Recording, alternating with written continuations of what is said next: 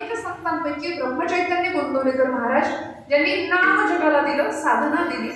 मग दत्त संप्रदायातले वासुदेवानंद सरस्वती टेंबे स्वामी महाराज असतील, पंत महाराज बाळेकुंद्रीकर असतील, अनेक संत. पण ज्ञानोबा तुकोबांच्या नंतर त्या पावलावर चालणारी अनेक विभूतिमत्व, अनेक संत या भूमीला लाभली आहेत. म्हणून त्यांनी काय केलं, आम्हाला असेल तसं स्वीकारलं. समजा 2 वर्षाचं पोरग आहे, नाक वाहतंय त्याचं. आता अशी पोरं आता दिसत नाही, आता फार स्मार्ट असतात मुलं. हे जुनं उदाहरण झालं. आता मुलगाच आईला म्हणतो शाळेत येताना व्यवस्थित साडी घालून ये न्यायला मला. हे खरं आहे की नाही? त्यामुळे आताची पोरं खूप हुशार आहेत. पण हे जुनं उदाहरण म्हणूया. 2 नाक वाहतंय त्याचं आणि आईने काय करावं? आई काय करते बघा. आई पहिल्यांदा त्याला उचलून घेते, मग पलवणं नाक पुसेल. आधी स्वीकार आहे आणि मग सुधार आहे आईकडे. वडील हेच नाक गळत असलेलं पोर जर वडिलांकडे गेलं तर वडील काय करते? ची ची ची ची, जा तिकडं आईकडं, पुसून ये, नाक स्वच्छ करून ये. मग आई त्याला स्वच्छ आंघोळ घालेल, गंध पावडर करून. मग वडील घेतील माझा मुलगा म्हणून गावाला चक्कर मारून येतील, पावडर लावलेलं करून. परत त्यांनी शू केली, नाक व्हायला लागली, दिला आईकडं. हा, वडील काय म्हणते? किंवा फार तर काय करतील, खिशात एखादा रुमाल काढतील, नाही त्याचं तोंड वाकडं करून त्याचं नाक पुसतील आणि मग कडेवर घेतील. आधी सुधार आणि मग स्वीकार, हे वडिलांचं तत्व आहे. पण आई आधी स्वीकारते आणि मग सुधारते. जसं असेल तसं आम्हाला स्वीकारणारी संत माऊली आहे. म्हणून तर जगाची माय ज्याला कोणी नाही ना, ज्ञानराजा माझी अनाथाची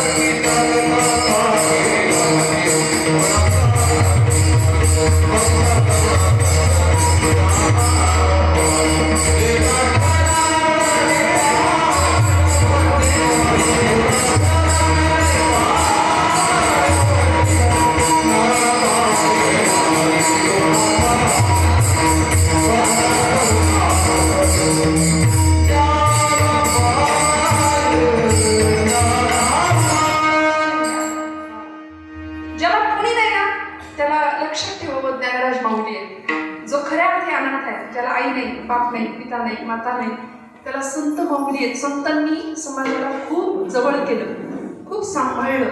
बरं, या बदल्यात समाजाने काय दिलं? समाजाने फक्त निंदा, फक्त अपमान, फक्त छळ, अवहेलना, दुःख, त्रास सगळं सहन केलं आणि मग संतत्वाचा दर्जा प्राप्त केला. तुका म्हणे तोची सोशी जगाची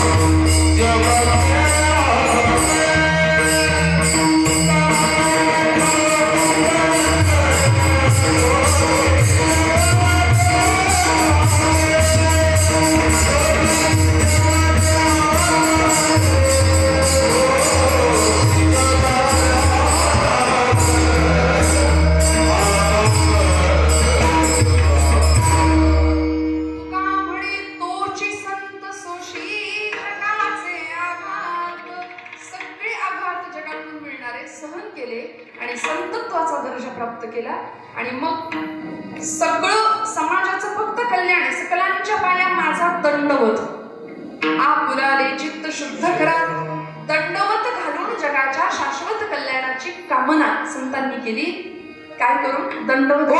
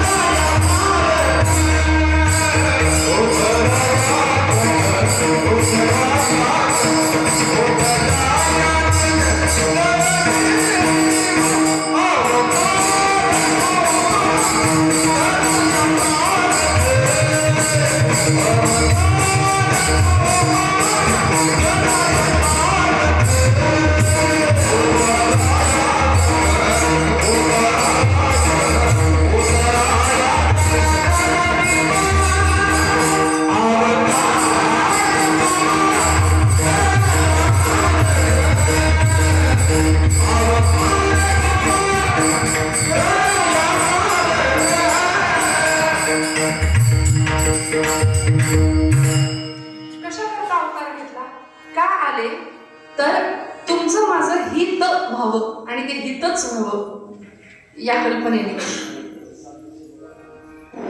इथे आल्यानंतर तुमचं माझं परम कल्याण झालं पाहिजे, कारण जन्माला आलेला जीव कल्याणाच्या अपेक्षेत न राहता कल्याण व्हावं ही इच्छा सुद्धा न बाळगता जीवन अकल्याणाकडे जातंय.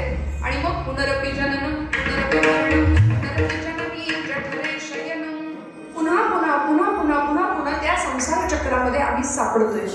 मग आमचं हित व्हावं, खऱ्या अर्थी मुक्तीचा मार्ग आम्हाला लाभावा आणि जीव दोन गोष्टीसाठी अखंड तळमळतो. एक पहिली गोष्ट सुख आणि दुसरी गोष्ट आहे अमरपद. बरं का, माणसाला मृत्यू नको असतो, मरण नको असतो. मरणाचं सतत भय माणूस बाळगून राहतो. बरं हे माहिती असतं की आपल्यालाही या गावाला जायचंय, एक ना एक दिवस जायचंय, हे माहिती असून सुद्धा मनुष्य या गोष्टीचं भीती भय बाळगतो. जगातलं सगळ्यात मोठं आश्चर्य काय हा प्रश्न महाभारतामध्ये यक्षप्रश्न प्रकरणामध्ये धर्मराजाला त्या यक्षराजाने विचारला होता. यक्षराज म्हणाले, धर्मा, जगातलं सगळ्यात मोठं आश्चर्य काय?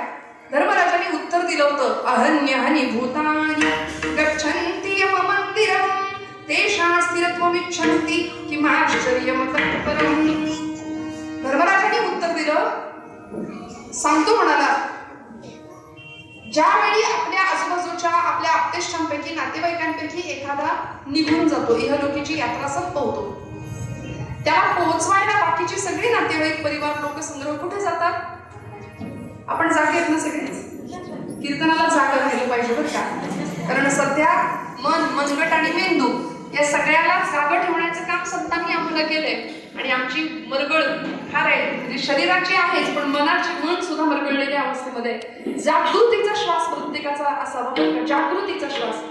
काय झालं, आपल्या नातेवाईकांना, म्हणजे सगळी नातेवाईक मंडळी कुठे जातात? त्यांना घेऊन स्मशानात जातात, घाटावर जातात. त्याला या श्लोकामध्ये धर्मराज म्हणतात यम मंदिर, यमाचं मंदिर आहे ते शास्त्रीरत्वमिच्छन्ति किमाश्चर्यं तत्परम्. आश्चर्य जगातलं कार्य सांगतो म्हणाले, सगळी मंडळी त्यांना पोहोचवायला घाटावर जातात. तिथं ते जे काही देहसंस्कार आहेत ते सगळे अग्निसंस्कार केले जातात आणि त्यानंतर तिथं असलेली मंडळी सगळीच येताना, माघारी येताना अशा रूपात येतात की जणू काही आपला आणि या जागेचा काही संबंधच नाही, मला परत इकडं कधी फिरकायचंच नाही असा ॲटिट्यूड असतो, असा रुबाब असतो आमचा. मग धर्मराज म्हणतात की त्यांचं हे जे वाटणं आहे ना ते जगातलं सगळ्यात मोठं आश्चर्य. विठ्ठल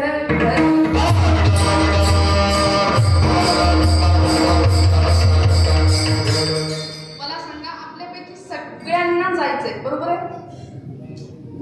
अहो आज नाही जायचं, तुम्ही एवढे टेन्शन मध्ये जाऊ नका ना. सगळ्यांना जायचंय, जायचंय की नाही? जायचंय. मग जाण्याआधी एक वाउचर द्यायचंय. कुणाला कुणाला कुणाला द्यायचं? बँकेत नाही. जे अर्जुनाने दिलं गोपालकृष्णांना ते वाउचर, ती पावती आम्हाला सुद्धा देवाला द्यायची. कुठली पावती द्यायची माहितीये का? अर्जुनाने 18 अध्यायी गीता श्रवण केली, त्याच्या आयुष्यात असं काय घडलं होतं? त्याच्याही आयुष्यामध्ये युद्धजन्य परिस्थिती होती, संभ्रांत अवस्था होती. तुमच्या माझ्या आयुष्यात सुद्धा युद्धजन्य परिस्थिती असते. आम्ही काही ढाल तलवारी घेऊन लढत नाही, पण घराघरात युद्धच आहेत की नाही आज? खरं सांगा, घराघरामध्ये युद्धच आहे. पूर्वीच्या काळी क्रोधागार असायची वेगवेगळी, मोठा महाल, त्याच्यामध्ये राग आला की बसायचं एक ठिकाण असायचं. म्हणजे बायका बघा काही गंमत, राग आलं की तिकडच्या त्या खोलीत जाऊन बसायच्या. आता असं काही नाही. आता राग आला की आम्ही सगळ्या भांड्यावर काढू फारतो. म्हणजे सगळं घरच क्रोधागार झाले. पण वेगळी जागा पाहिजे कशाला? पण पूर्वीचा काळ असा होता. त्यामुळे युद्धजन्य परिस्थिती तुमच्या माझ्या घरात प्रत्येकाच्या आहे. ताणतणाव, संघर्ष, नैराश्य, फ्रस्ट्रेशन सगळीकडे आहे. पण तुकोबराय सुद्धा म्हणले रात्रंदिन हा युद्धाचा प्रसंग. परिणाम काय? अंतर्बाह्य जग आणि मन आतमध्ये डोकं व्हायला हवं. सगळ्या विकारांवर ताबा मिळवायला हवा. तेव्हा संघर्ष संपेल. संग्रह संघर्षाला कारणीभूत ठरतो. बघा, संग्रह संघर्षाकडे घेऊन जातो आम्हाला.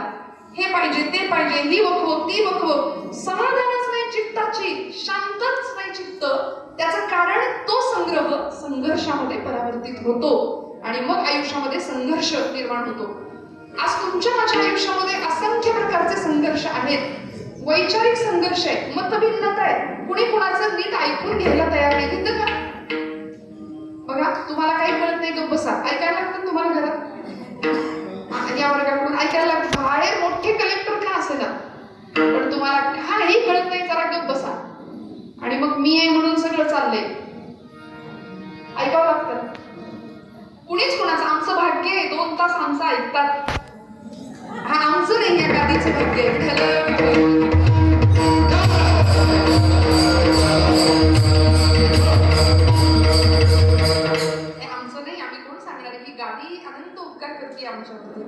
कारण ही गादी, या गादीवर लाखो कीर्तनकर उभे राहतात. पण ही गादी अनंत काळापासून, अनादी काळापासून चालत आली. श्रेष्ठ देवर्षी प्रथम आद्य कीर्तनकर देवर्षी नारदांची गादी आहे. पुराणातले, शास्त्रातले गुगल होते ते देवर्षी नारद. म्हणजे सगळ्या प्रश्नांची उत्तरं त्यांच्याकडे मिळायची. पण दुर्दैवाने आम्ही त्यांना, असं कोणी आग लावणारा एखादा व्यक्ती असेल गावात तर आपण म्हणतो आला बघा कळीचा. तसं म्हणू नका, तसं म्हणत जाऊ नका, पाया पडते तुमच्या. का? कारण देवर्षी नारद हे धर्माचे प्रचारक होते. नरस्य धर्मो नारः तद्ददाति इति नारद. आम्ही आमच्या संतांची, महापुरुषांची, धर्माचर्यांची टिंगल नाही करता कामा या परिस्थितीतून, बरं का? त्यामुळे माणसाला त्याच्या धर्माची जाणीव करून देणारे ते संत आहेत, ते नारद आहेत. आणि मग ही गादी पुढच्या संतांनी, नामदेवांनी, तुकोबरायांनी चालवली. आमचं भाग्य, या गादीवर आम्ही काहीतरी पुण्य आहे म्हणून उभे राहतो, आपले सगळ्यांचे आशीर्वाद मिळवतो. बाकी आपुल्यामुळे नाही मी बोलत, सखा भगवंत कृपा त्याची. साळुंकी मंजुळ बोलत असे वाणी, बोलविता धनी वेगळाची. मी सांगत होते आपल्याला एक वाउचर द्यायचंय. कुणाला? देवाला. एक पावती देऊन जायची. कुठली पावती? अर्जुनाने दिली. 18 अध्याय गीता श्रवण केल्यानंतर शेवटच्या अध्यायामध्ये अर्जुन भगवंतांना सांगतात, देवा नष्टो मोह स्मृतिर्लब्धा त्वत्प्रसादान्मया च्युतः स्थितोऽस्मि गतसन्देहा करिष्ये वचनं तव. देवा, मोह नष्ट झाला, संपला. तसा आमचा सुद्धा मोह एका विशिष्ट टप्प्यानंतर संपला पाहिजे. नष्टो मोह स्मृतिर्लब्धा त्वत्प्रसादाय मया अच्युत. तुझ्या प्रसादामुळे, तुझ्या कृपा प्रसादामुळे माझा मोह संपला. आता स्थितोस्मी गतसंदेह, संदेहाच्या सुटल्या. काय अवस्था झाली? माझा संदेह संपला की मीच करता करवित आहे. नाही नाही, या सगळ्याच्या मागे सत्ता तुझी आहे. वृक्षाचेही पान आले त्याची सत्ता, राहिली अहंता मग कोठे. तू सत्ताधीश आहेस हे मला कळलं. माझा मोह संपला, माझं करते पण मी तुला देऊन टाकलं. आणि आता जे जे कर्म करेन, यद्यत कर्म करो मी तत्तदखिलम शंभोत भारात्म.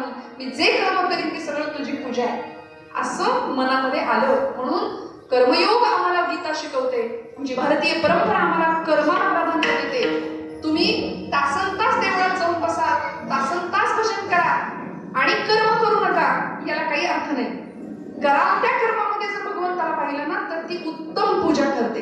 हीच विष्णूची महापूजा. त्यामुळे अशी कर्मपूजा आम्हाला संत शिकवतात.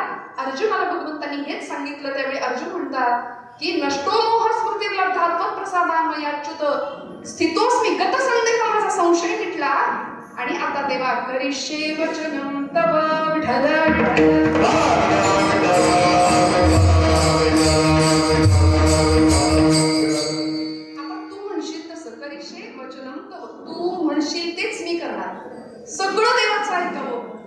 अर्जुनाने. मग आता मला सांगा, अर्जुनाने हीच पावती भगवंताला दिली, तशी आपण ही पावती देवाला द्यायची की देवा तुझ्या म्हणण्यानुसार हे विनयांते तैसेची राहावे, चित्ती असो द्यावे समाधान. अशी समाधानी वृत्ती तुमच्या माझ्यात बाणवावी, आतमध्ये निर्माण व्हावी आणि खऱ्या आनंदाची प्राप्ती व्हावी, याकरता संतांचं हृदय कळवळलं आणि आईच्या अंतःकरणाने कळवळलं. आईला आपल्या लेकराचं सखोल पूर्ण कल्याण व्हावं ही एकमेव इच्छा असते, तशी संतांची असते. म्हणून उदाहरणाने प्रमाणासहित तुकोबराय प्रथम चरणामध्ये सांगतात.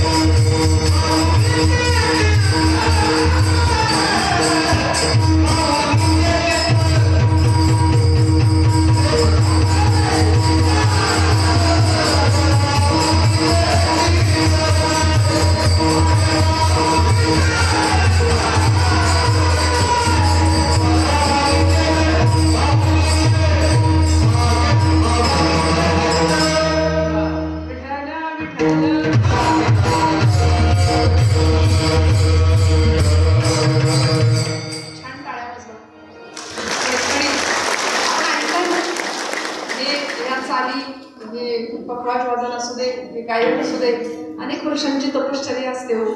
हे एका क्षणाचं किंवा एका काही काळाचं गणित नाहीये. त्यामुळे आपल्याला जिथं वाटतं तिथं मनापासून छान टाळ्या वाजवाव्यात आनंदाने. आणि ठीक आहे, नाही कौतुकाच्या टाळ्या वाजल्या तरी नामस्मरणाची टाळी वाजली पाहिजे. इथे आपले बारामतीचे मोरोपंत पराडकर आर्या लिहितात, टाळी मृदुरमणीसी उच्च स्वरे करटाळी. अनेक प्रकारच्या टाळ्या आहेत व्यवहारामध्ये म्हणाल्या. भाकरी करिता टाळी, पोटाची एक टाळी, तदुपरी दुसरी लागली ध्यान टाळी. काही निंदोनी टाळी, परधन कवळी तीन भे शुद्ध टाळी. टिंगली साठी टाळी, कुणाची चेष्टा झाली, टिंगल झाली की आपण काय म्हणतो मित्राचे देव भू. टाळी टाळा टाळी सटाळी, त्यासी काळ टाळी. जी टाळी जन्म मरणाते टाळी, म्हणून कीर्तनी वाजवा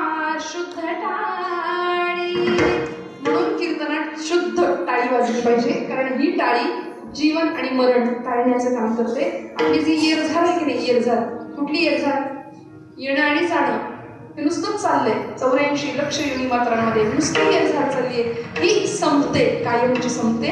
आणि मग परमेश्वराचं चरण आपल्याला जवळ वाटतात, तो भगवंत आपल्याला जवळ करतो. लेकुराचे हित वाहे माहुलीचे चित्त, ऐसी कळवळ्याची जाती करी ना भावीण प्रीती.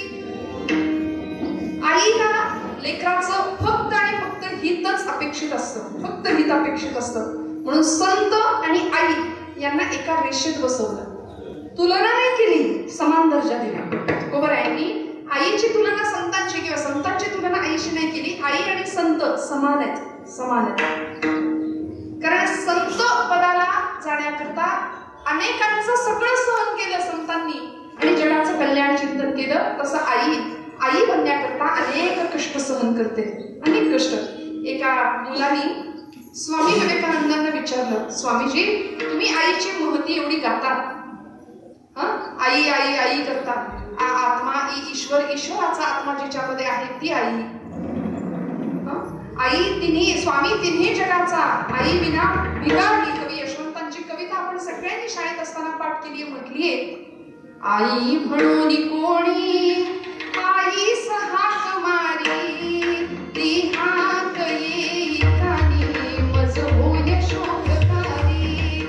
नोहेच हाक माते मारी कोणी कुठारी, स्वामी तिन्ही जगाचा, आई विना भिकारी. आज 1 वर्षापूर्वी या आजींचं देहावसान झालं. आई जाणं हे दुःख ज्याची आई जाते ना त्याला कळतं. एक अख्खं छत्र मोठं डोक्यावरचं निघून गेल्याची भावना असते. स्वामी विवेकानंद शिकागोला धर्म परिषद गाजवली आणि 11 सप्टेंबरचा तो जागतिक कीर्तीचा इतिहास घडला या जागतिक भूमीवरती. अमेरिकेतल्या शिकागो नावाच्या त्या शहरामध्ये भारताचा हा योद्धा संन्यासी गेला. अमेरिकेतल्या सगळ्या बंधू भगिनींना उच्चारून माझ्या बंधू आणि भगिनींनो असं म्हणून विश्वबंधुत्वाचं नातं जगाला सांगितलं. भारतामध्ये आले. कलकत्त्यामध्ये स्वामी विवेकानंदांची खूप मोठी मिरवणूक झाली बरं का, हत्तीवरनं मिरवणूक काढली. आणि मिरवणूक चालू असताना कोणीतरी स्वामींना सांगितलं की स्वामीजी, नरेंद्रा तुझी आई, नरेंद्र नाव होतं त्यांचं लहानपणीचं, तुझी आई तुळशी वृंदावनाजवळ तुझी वाट बघत उभी आहे. स्वामी विवेकानंदांनी सांगावं मला खाली उतरायचंय आता या क्षणाला. खाली उतरायला लावलं. धावत गेले. एखादं लेकरू कसं जातं आईच्या दिशेने, एखादं पाडस कसं जातं गाईच्या दिशेने, तसं धावत गेलं. आणि धावत गेले स्वामी विवेकानंद तुळशी वृंदावनाजवळ असलेल्या भुवनेश्वरी माता, त्यांच्या आईचं नाव, आईचा पदर डोक्यावर घेतला आणि म्हणाले, आई आज मला असं वाटतंय की मी आज त्रिखंडाचा स्वामी झालो, आज त्रिखंडाचा स्वामी झालो. कारण आईचा पदर डोक्यावर असणं. म्हणून तर लहान वयामध्ये सुद्धा छत्रपती शिवप्रभू जिजाऊ मातोश्रींच्या सानिध्यामध्ये, त्यांच्या मार्गदर्शनाखाली आणि त्यांच्या दीर्घ अनुभवांनी संपन्न समृद्ध होत गेले. आणि एक स्वराज्याचा शकट पेलण्याची ताकद एका आईमुळे महाराष्ट्राला या पुत्राकडे मिळाली, या सुपुत्राकडे मिळाली. म्हणून छत्रपती शिवाजी राजे मोठे होते, निर्विवाद सत्य. पण मी धाडसी विधान बऱ्याचदा करते, या इतिहासाच्या कालपटामध्ये जिजा मातोश्री नसत्या तर छत्रपतींचं घडणं कदाचित झालं नसतं. हे इतिहासाला मान्य करावं लागेल. ही राष्ट्रमाता, ही राजमाता आऊसाहेब जिजाऊ होत्या. लेकुराचे हित वाहे माहुलीचे चित्त, ऐसी कळवळ्याची जाती करीला भावीण प्रीती. मातेची येची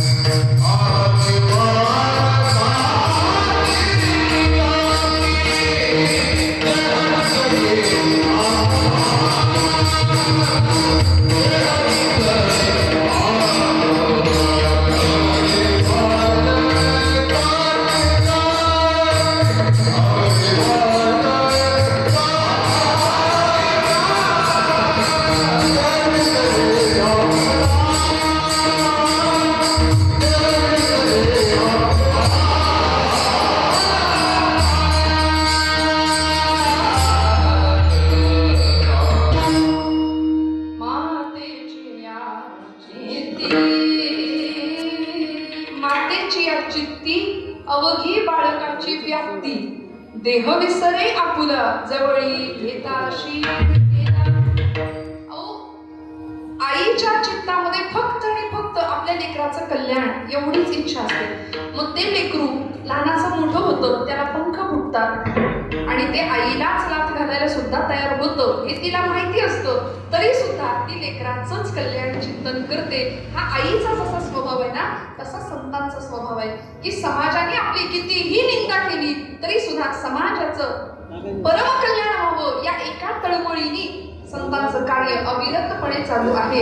मी सांगत होते, एका मुलाने स्वामी विवेकानंदांना विचारलं, तुम्ही आईची महती कायम गाता, आईचे उपकार फेडता येत नाही असं तुम्ही वारंवार म्हणता, काय एवढं अवघड आहे त्याच्यात? मी आत्ता फेडून दाखवतो म्हणाले. आईचे उपकार फेडता येत नाही, फेडता येत नाही, मी फेडून दाखवणार, त्यात काय अवघड आहे? बरं, स्वामी विवेकानंद म्हणाले, अरे गड्या, फार काही करू नकोस, तू नंतर तुझं कर, मी आधी एक गोष्ट तुला करायला सांगतो तेवढी कर. स्वामीजी त्याला म्हणतात, 1 किलो वजनाची वीट त्याच्याकडे दिली आणि आपल्या अंगावरच्या उपरण्याने ती वीट म्हणाले पोटाला बांध तुझ्या. फक्त 1 तास, फक्त 1 तासासाठी ही 1 किलो वजनाची वीट त्या उपरण्यामध्ये पोटाला बांध आणि 1 तास सगळी कामं चालू ठेव तुझी जी असतील ती. तो गेला घरी. तास पूर्ण व्हायच्या आतच स्वामीजींकडे परत आला. म्हणाला, मी साधा प्रश्न तुम्हाला विचारला होता, साधा प्रश्न विचारला होता की आईचे उपकार का फेडता येत नाही, आईचे ऋणातून उतराई का होता येत नाही, हे तुम्ही मला कुठली शिक्षा दिली म्हणाले. स्वामीजी म्हणतात, तुझ्या प्रश्नाचं उत्तर तुला मिळाले, फक्त मी थोडी स्पष्टता करून देतो. अरे राजा, 1 किलो वजनाची वीट मी तुला एका तासासाठी फक्त पोटाला बांधायला दिली. तुला नीट बसता येत नाही, तुला नीट उठता येत नाही, तुला खाता पिता झोपता कुठलीच क्रिया नीट नाही करता आली तासभर. याच्यात तिप्पट ओझं एक आई पोटामध्ये वाढवते, आपल्या रक्ताचं सिंचन त्या जीवाला देते. 9 महिने 9 दिवस जन्म देताना प्रचंड यातना सहन करून एका जीवाला जन्माला घालते ना, म्हणून तिचे उपकार कधीच फेडता येत नाही म्हणाले.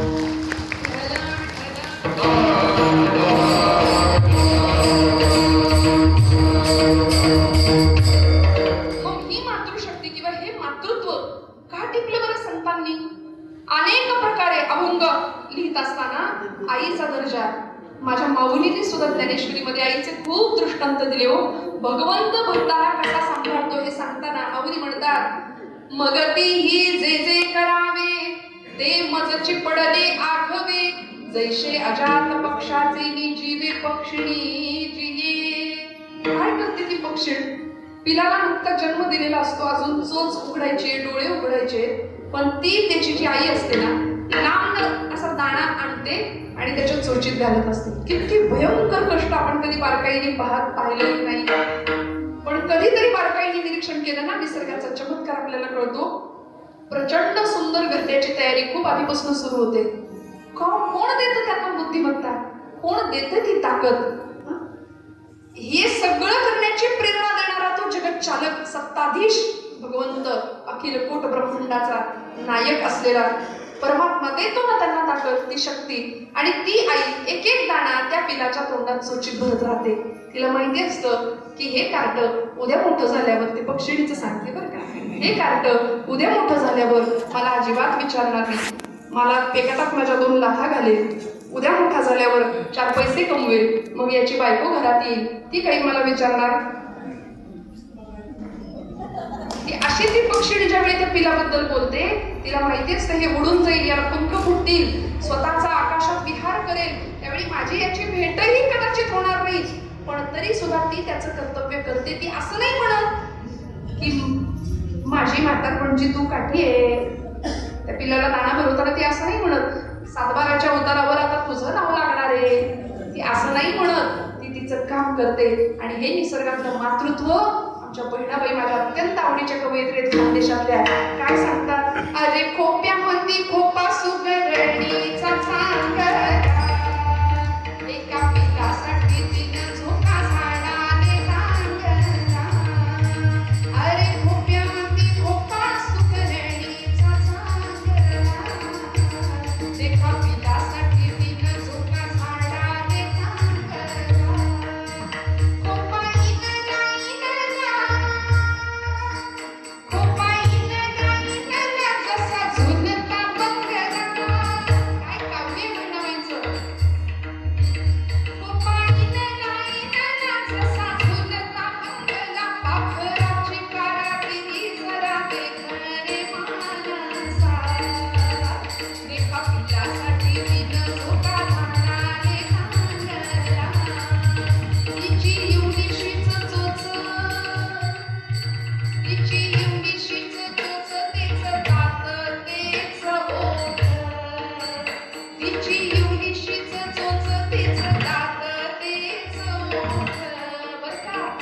फुलातील रे देवानी दोन हात 10 बोट फुलातील रे देवानी दोन हात 10 बोट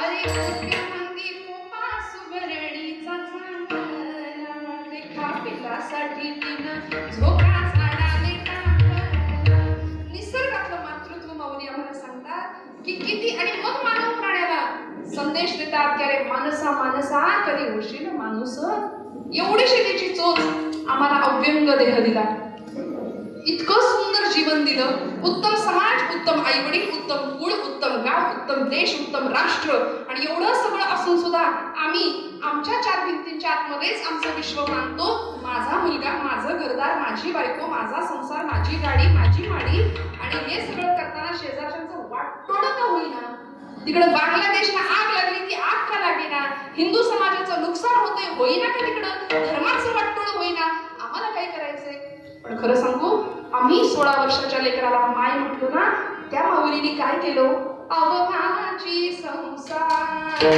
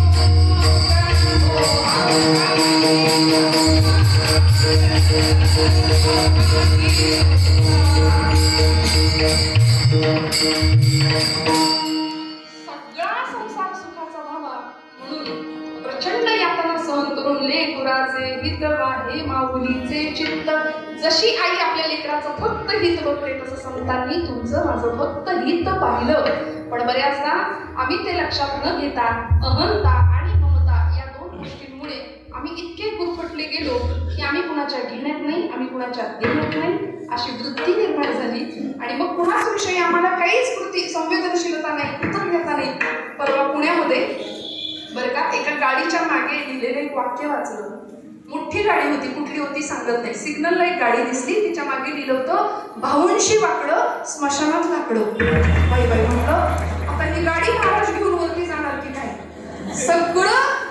सगळं तर इथंच राहणार आहे आम्हाला माहिती आहे नाही सगळं इथं राहणार आहे पण तरी सुद्धा आम्ही कशाचा अभ्यास करतो कशाचा अहंकार बाळगतो जे आहे ते यद्भयात वाक्ती वागतो यम सूर्यस्तपती यद्भयात ज्याच्या भयामुळे वारा वाहतो ज्याच्या भयामुळे सूर्य तापतो यद्भयात वाक्ती वागतो यम सूर्यस्तपती यद्भयात वर्षती इंद्रोदग्नि मृत्युश्चरती पंचमहा सगळंच त्याच्या सत्तेने चाललंय त्याच्या भयाने चाललंय तो जगाचा बाप आहे हे लक्षात ठेवावं आणि मग त्याची सत्ता मान्य करून आम्ही त्या शिवाचे आम्ही अंश आहोत त्या बिंबाचे आम्ही प्रतिबिंब आहोत हे आम्हाला कळावं ते अनेकांना कळालं ते संतांना कळलं मौलींना कळलं होतं देखीला गे माये देवान झाली देव फिटला संदेह निमाले तुझे पण माझं वैत संपलं नेमका तू कोण आहेस याची मला जाणीव झाली आणि ही तुम्हाला मला व्हावी म्हणून अंतःकरण कळवळतं कारण ती जात होती कळवळाची आईची कळवळाची आईची कळवळाची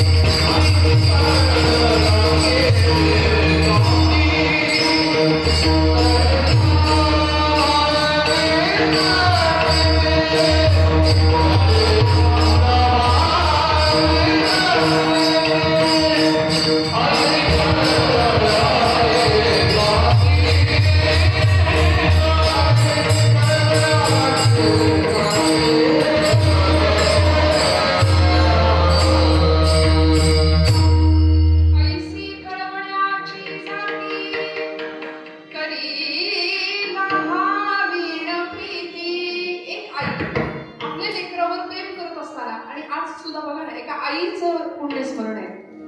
एका आईचं श्राद्ध आहे, तिथी आहे. का हो? वर्ष श्राद्ध का करायचं? असं श्रद्धेने केलेलं कुठलंही कर्म ते श्राद्धच होतं. श्रद्धा असावी कुठल्याही कर्मामध्ये, आणि परंपरेनुसार हा असलेला एक संस्कार आहे. वर्ष श्राद्ध कर्मकांडामध्ये येतं ना, कर्म येते. आणि कर्म म्हटलं की कर्मामध्ये सूक्ष्मात सूक्ष्म चूक राहू शकते आमच्याकडून. म्हणून आमच्या संतांनी आमचं किती काम सोपं करून दिलं बघा. कर्मात असणारी चूक, समजा चुकून जरी काही चूक राहिली तरी ती चूक भरून निघते भक्तीने. त्या कर्माला भक्तीची जोड दिली ना की मग कर्मातली चूक सुद्धा देव क्षम्य मानतो. म्हणून काही विधीमध्ये, काही गोष्टींमध्ये जर आमच्याकडून काही चूक झाली असेल, काही अपराध घडला असेल, तर भक्ती करावी, ज्या भक्तीमध्ये देव सगळं माफ करतो, सगळं माफ करतो. म्हणून श्राद्धा दिवशी कीर्तन ठेवावं.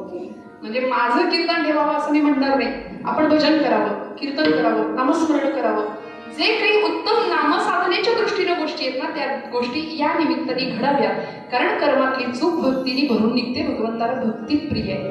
ऐसे कळवळ्याची जाती करी लाभावीण प्रीती. किती कळवळ आहे संतांना, समाजाप्रती कळवळ आहे. जसा आईला आपल्या लेकराप्रती माऊली. ज्ञानोबा माऊलींना आई नाही म्हटलं जगाने, माऊली म्हटलं. विठ्ठल पांडुरंग परमात्म्याला आई नाही म्हटलं, माऊली म्हटलं. माझे माहेर पंढरी आहे भिवरेच्या तीरी. ती आई ठरली ना संतांची. बाप आणि आई माझी विठ्ठल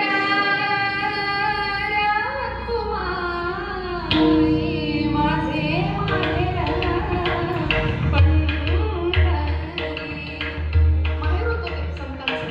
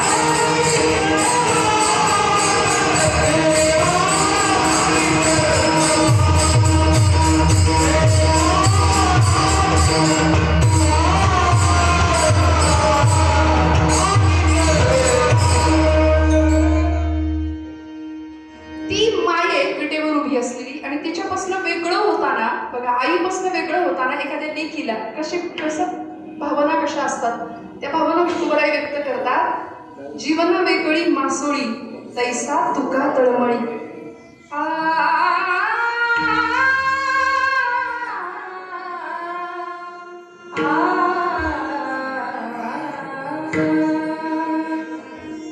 कन्या सासुऱ्याशी जाई. एखादी मुलगी सासरी निघते, काय करते? मागे परतोनी पाहे. पुन्हा पुन्हा पुन्हा पुन्हा पुन्हा पुन्हा मागे पाहत राहते बघा. महाराज म्हणतात आईपासून वेगळं होताना एखाद्या लेकीला काय वाटतं? तैसे झाले माझ्या जीवा, तैसे झाले माझ्या जीवा, तैसे झाले माझ्या जीवा, तैसे झाले माझ्या जीवा. एकशी देशा, एकशी देशा,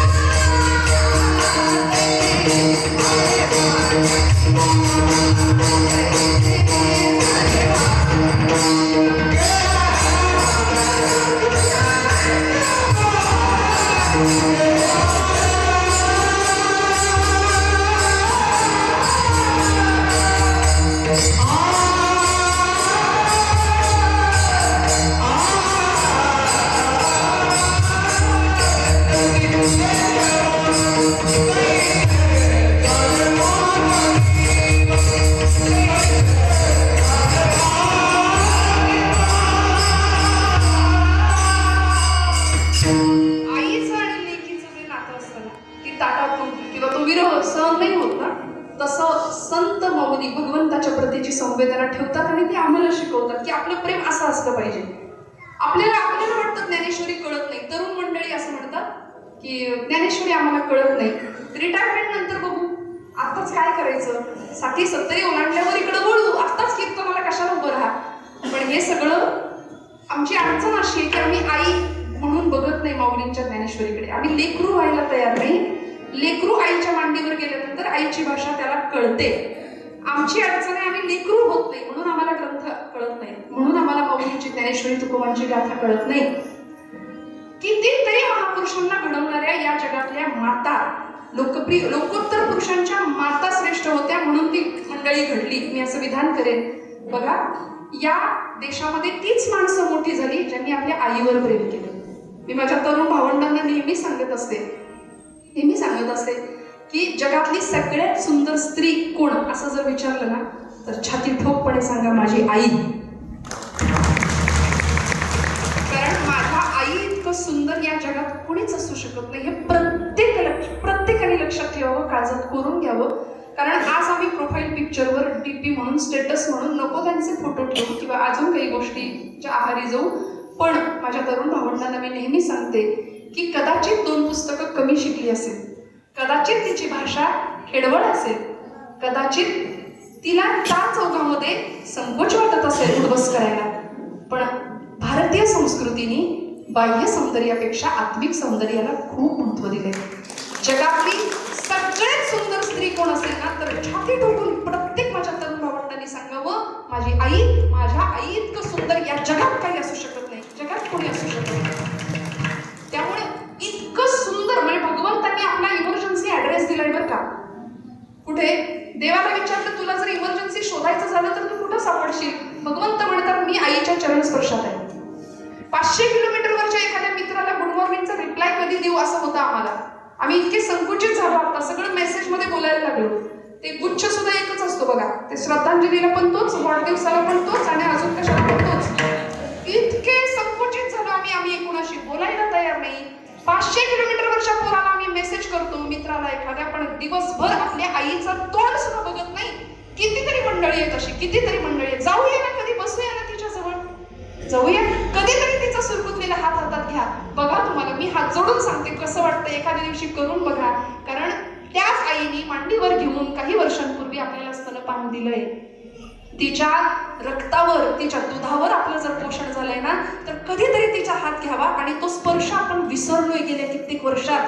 बायकापुरांच्या, कामाच्या, व्यापाच्या, सगळ्या भाडगडग्यामध्ये संसाराच्या मी आईचा स्पर्श विसरून गेलो. कधीतरी तिचा हात हातात घ्यावा आणि म्हणावं आई तू कशी आहेस.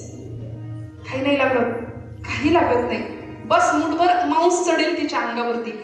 या महाराष्ट्राचे मुख्यमंत्री असलेले आणि ज्यावेळी चीनचं आक्रमण भारतावर झालं 1962 साल, त्यावेळी भारताचे संरक्षण मंत्री म्हणून ज्यांना बोलवण्यात आलं पंडित जवाहरलाल नेहरूंनी रातोरात फोन केला होता. असे कराडचे सुपुत्र स्वर्गीय यशवंतराव चव्हाण साहेबांना फोन आला आणि दुसऱ्या दिवशी मराठा वृत्तपत्रामध्ये, जुन्या लोकांना तो मथळा आठवत असेल, आचार्य यात्रेची पहिली बातमी होती. सह्याद्रीचा हिमालयाच्या मदतीला सह्याद्री धावला, बरोबर ना. सह्याद्री हिमालयाच्या मदतीला धावून गेला. सह्याद्री पुत्र यशवंतराव चव्हाण. पण ते एका आईचे, ते अशा आईचे पुत्र होते जी अत्यंत करारी होती, खमकी होती. त्यांचं नाव होतं विठामाता. लहानपणी 8वीत होते यशवंतराव चव्हाण. इंग्रजांचं राज्य देशावरती. त्यावेळी यशवंतरावांनी क्रांतिकारकांच्या चळवळी चालू आहेत, त्यांनी प्रेरित झाले आणि भारताचा तिरंगा एका झाडावर फडकवला. आणि हा इंग्रजांच्या दृष्टीने असलेला मोठा गुन्हा म्हणून यशवंतरावांना कैद झाली. 8वीत असताना तुरुंगात टाकले यशवंतरावांना. आई भेटायला आली, विठामाता भेटायला आल्या आणि कुणीतरी गुरुजी सांगत होते यशवंता माफी माग बाबा, तुला पटकन सोडतील. आई कशी असते बघा. विठामाता म्हणतात खबरदार यशवंता, माफी मागितलीस तर. माफी नाही मागायची, तू चुकलेला नाहीयेस, तिथंच तुला सगळं आणून देते, खाऊ पिऊ घालते, डबा पाठवते रोज, पण तिथंच राहायचं, माफी नाही मागायची. यशवंता यशवंत हो हा आशीर्वाद विठामाता देते. तेव्हा महाराष्ट्राचा मुख्यमंत्री नव्हे, देशाचे संरक्षण मंत्री यशवंतराव चव्हाण घडतात, होतात. ही एका आईची ताकद असते, ही एका आईची ताकद असते. गर्भातल्या बाळाला जिजाऊ माऊली सांगतात, राजा जन्माला ये, आई जगदंबेला साकडं घालतात माझ्या पोटी असा पुत्र दे की जो या भारतभूमीचं किंवा या देशाचं, या मातीचं दुःख दूर करेल, पारतंत्र्याच्या शृंखला तडातड तोडेल. काय अवस्था होती देशामध्ये त्यावेळी. माय बहिणींच्या कपाळावरचं कुंकू सुरक्षित राहत नव्हतं. या देशातलं तरुणाई सुरक्षित नव्हती, वृद्धत्व सुरक्षित नव्हतं, ज्ञान कलंकित झालेलं, शौर्य भयभीत झालेलं, तारुण्य दिशाहीन झालं होतं, वार्धक्य निराधार झालं होतं आणि चारित्र्याची होळी पेटत होती या मातीमध्ये. आणि मग आमच्याच लोकांना जमीनदोस्त करण्याकरता परक्यांची आक्रमणं दिवसेंदिवस होत गेली. अशा वेळी गुलामीची सवय लागलेल्या माणसाला स्वतःचं सिंहासन प्राप्त व्हावं, स्वतःची बाजू प्राप्त व्हावी आणि स्वतःची मराठी माणसाची तलवार मराठी माणसासाठी उठावी, या एका प्रेरणेने, एका माऊलीने 5 वर्षाच्या लेकरात नव्हे, गर्भापासूनच स्वराज्याचं दिव्य स्वप्न लेकरात पाहिलं. आणि मग ते लेकरू ज्यावेळी जन्म घेतं ना, त्यावेळी आपल्या आईला विचारतं 5 वर्षाचं झाल्यावर, आई कुठे आहे माझा वाडा. कारण पुण्याच्या भूमीमध्ये आणलं शिवनेरीवरनं, त्यावेळी राखेचे डोंगर साचले होते, माणसं देशोधडीला लागली होती, परागंदा झाली होती, कारण गाढवाचा नांगर फिरवला होता त्या भूमीमधनं. पहार ठोकली होती एक, त्या पहारेवर एक कवठी अडकवली होती माणसाची आणि चपलांचं तोरण टांगलं होतं पुण्याच्या वेशीला. जणू काही या 3 गोष्टी सांगत होत्या की जो कोणी पुण्याच्या भूमीत राज्य निर्माण करण्याचा प्रयत्न करील त्या घराची अशी मसनवट आम्ही करू. रायाराव नावाचे आमचेच हिंदू सरदार होते, गाढवाचा नांगर फिरवला आणि त्या भूमीत, त्या राखेच्या भूमीमध्ये जाऊन हे 5 वर्षाचं लेकरू आपल्या आईला विचारतं, आई सांग माझा वाडा कुठे आहे, माझा घोडा कुठे आहे, माझं सैन्य कुठे आहे. जिजामातोश्री म्हणतात, राजा इथं वाडा नाही, इथं घोडा नाही, इथं सैन्य नाही, हे सगळं तुला निर्माण करायचंय. करशील? करशील का रे? करशील का? तेव्हा छत्रपती शिवराय सांगतात, हो अहो साहेब, हे राज्य होईल, ही काळ्या दगडावरची रेष आहे. श्रींचा आशीर्वाद असेल, आपली इच्छा असेल तर हे राज्य होईल, ही काळ्या दगडावरची रेष. शपथ घ्यावी रोहिडेश्वराच्या, त्या रायरेश्वराच्या समोर 150 मावळ्यांच्या धारोषण रक्ताचा अभिषेक व्हावा 16व्या वर्षी. आणि असा एक सुंदर राजा या मातीला, या माऊलीने दिला. म्हणून ऐसी कळवळ्याची जाती करीला भाव विनप्रीती, वैयक्तिक स्वार्थ, वैयक्तिक लाभ काहीही न पाहता फक्त आपल्या लेकराचं कल्याण, समाजाचं कल्याण चिंतन करणारे संत होते. म्हणून त्या संतांना तुकोबराय म्हणतात की जशी आई आपल्या लेकराचा सर्व भार पोटामध्ये वाहते आणि सगळं सहन करते, तसं तुम्ही माझे सगळे अपराध पोटात घाला. अभंगाचं 3रं चरण.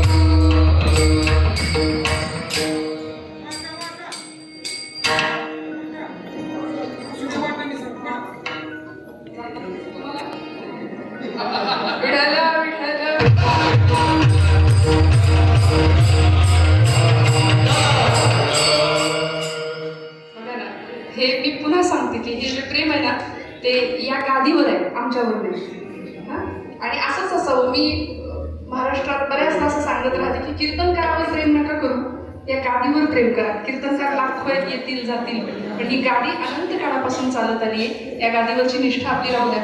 आज मला पेढ्यांचा हार आहे. आमचे जाधव काका म्हणले तुम्ही जाताना घेऊन जा. म्हणजे बघा ना केवढं प्रेम आहे, केवढं. आणि हे ज्ञानोबांचं तुकोबांचे उपकार आहेत, या भूमीचं रसायन आहे. आता तो नेणार आहे मी. जाधव काकांसाठी एकदा टाळ्या वाजवल्या.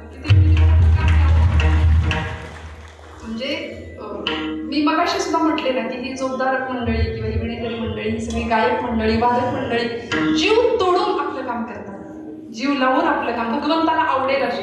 मला यायला थोडा उशीर झाला. मी माने महाराजांना विचारला, आज पंचपदी खूप वेळ घ्यावी लागली. महाराज म्हणले आनंद घेतला ताई आम्ही. एवढी शांतता आणि एवढं गायक मनापासून करणारी माणसं आहेत. उगीच पाट्या टाकल्यासारखी करणारी आपण महाराष्ट्रात पाहतो मंडळी, तसं नाही. इतकं मनापासून करणारी ही मंडळी आहे. पडतरी कुटुंबियांचं प्रेम, विक्रमदादांचं आयोजन नियोजन आणि आपण सगळी मंडळी. आता मला माहिती आहे तुम्ही घड्याळाच्या कडे जरा जास्त लक्ष आहे माझ्यापेक्षा, पण तरी सुद्धा काही मंडळी मागे उभी आहेत. आपल्या हातामध्ये फुलं आलेली आहेत, तर फक्त हात लावा फुलांना आणि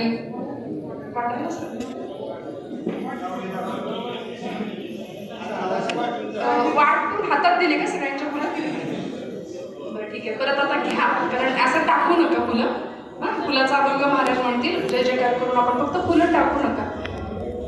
लेकुराचे हितवा हे माऊलीचे ऐसे कळवळ्याची जाती करी लाभावीण प्रीती, ओढी भार आहे त्याचे सर्वस्व ही साहे, ऐसे कळवळ्याची जाती करी लाभावीण प्रीती. संपले माझे 10 मिनिटात मी कीर्तन संपवणार आहे. मला सांगायचा मुद्दा इतकाच आहे, संतांनी समाजावर आईसारखं प्रेम केलं. आई मुलावरती निस्वार्थ प्रेम करते. आज एका आईचं पुण्यस्मरण आहे, आईचं श्राद्ध आहे. रक्ताचं पाणी, हाडाची काढं आणि जीवाचं रान करून एक आई आपला संसार वाढवत असते. ऐकताय ना? विठ्ठल विठ्ठल विठ्ठल.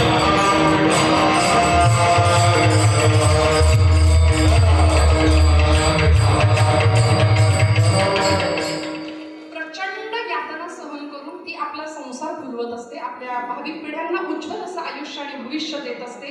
त्यामुळे आईविषयीची कृतज्ञता तुकोबराय एक अर्थी या अभंगामध्ये व्यक्त करताय. पोटी भार वाहे त्याचे सर्वस्व ही साहे. अनंत प्रकारच्या यातना सहन करून मुलांना संस्कारांचं दान.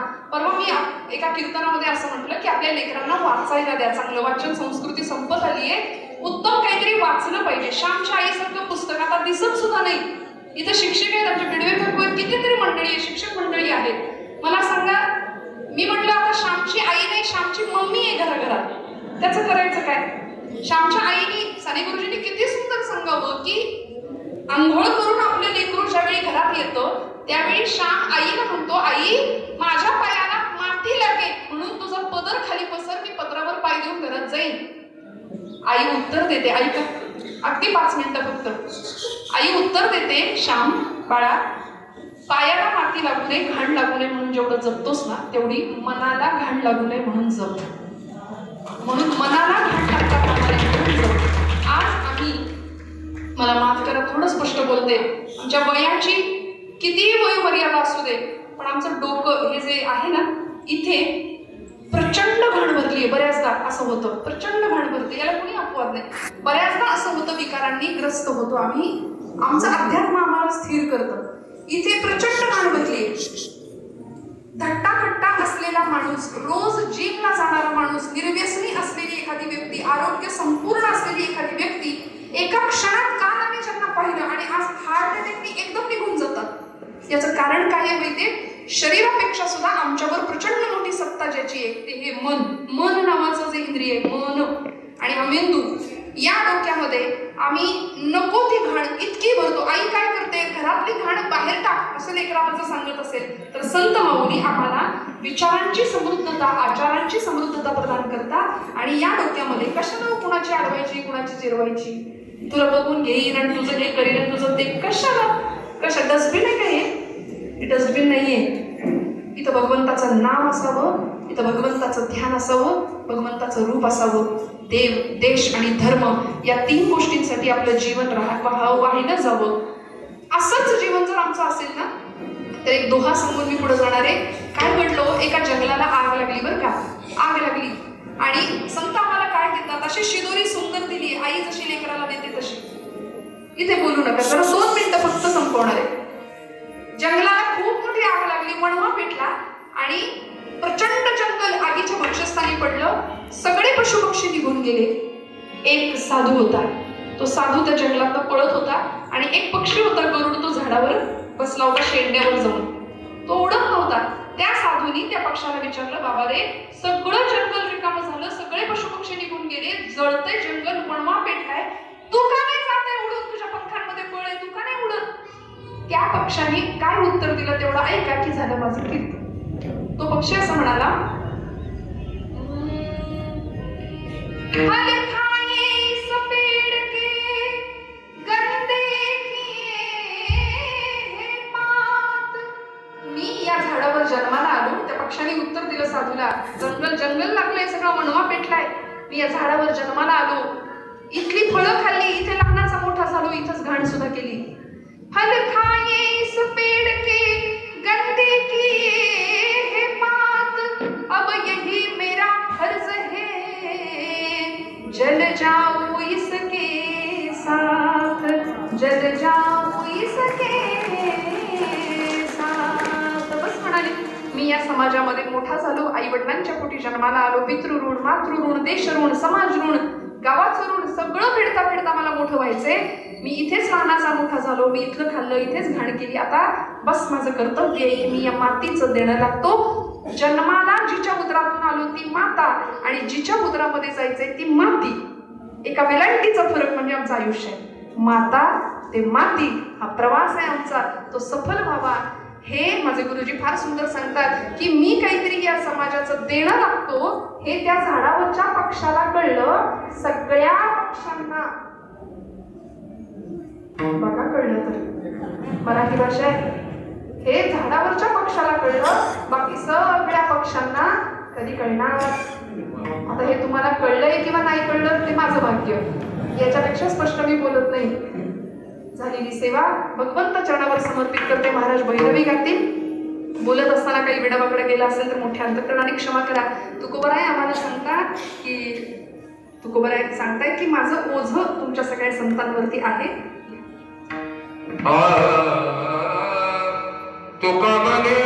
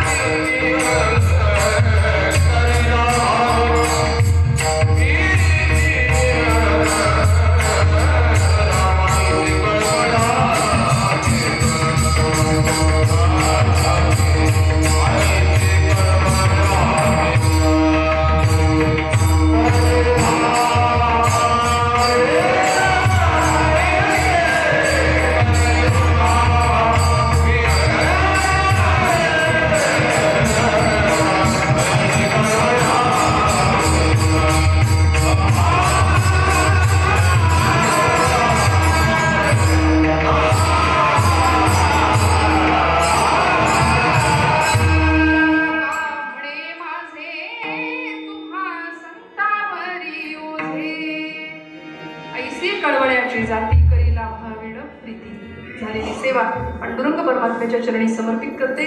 बोलत असताना काही वेळवाकडं गेलं असेल तर मोठ्या अंतकरणाने क्षमा मागते. पडतरी कुटुंबियांना आमच्या विक्रमदादांना मनापासून धन्यवाद देते.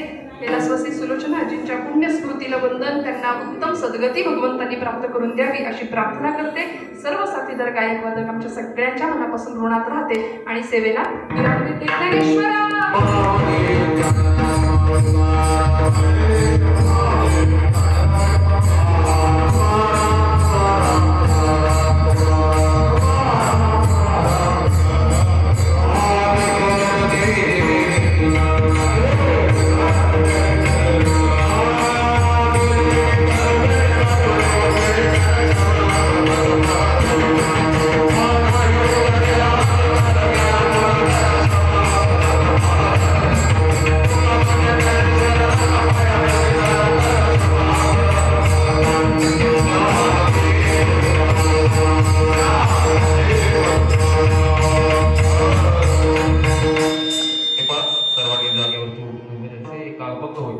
अभंग धरणाच्या पुंडलिकावरचा गजर वरती आमच्या सर्वांनी पुष्पवृष्टी करायची. तत्पूर्वी फरतडे कुटुंबामधील सर्व सदस्य आरती घेण्यासाठी समोर येतात. त्यांच्या घरातील सर्व सदस्य आरती घेण्यासाठी समोर येतात. आम्ही जातो तुम्ही कृपा